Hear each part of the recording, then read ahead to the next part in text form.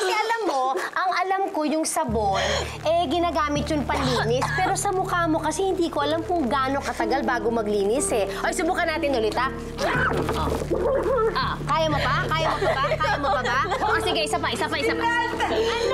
Ano ko ba naman? Nakakainis ka naman!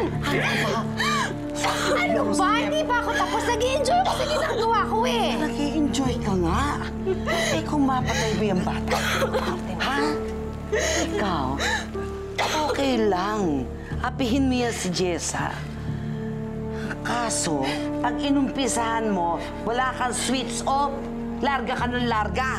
Yan, tumigil na nga ako, no? Dahil pinigilan kita. Ano ba kasi problema mo? Bakit ba? Ano ba? Paano naman?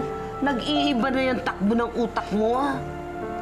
Ikaw na nga nagsabi sa akin na yung si Edward na yan, anak ni Rhea at ni Gerald.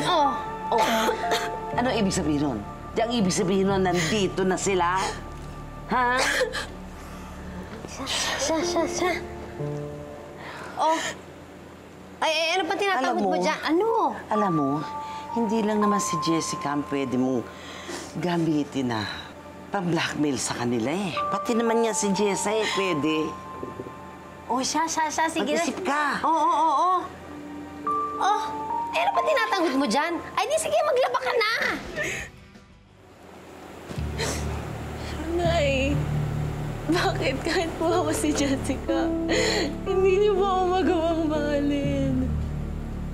Bakit naman kita kailangan pang mahalin? Hindi ba sapat na may nanay ka na? Hindi po, Nay. Hindi. Buong buhay ko, wala po ako ibang hiniling kundi yung pagmamahal niyo. Kahit ba isang halik lang, isang yakap lang.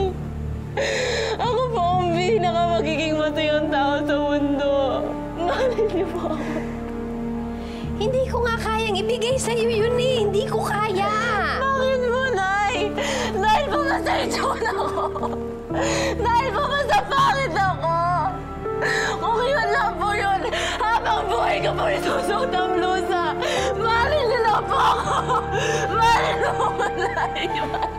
Pwede ba isaksak mo dyan sa kokote mo na kahit kailan hindi kita kayang tanggapin? Anak niyo po ako, Nay. Anak niyo po ako. Hindi kita anak! Ano ka ba? Esmeralda?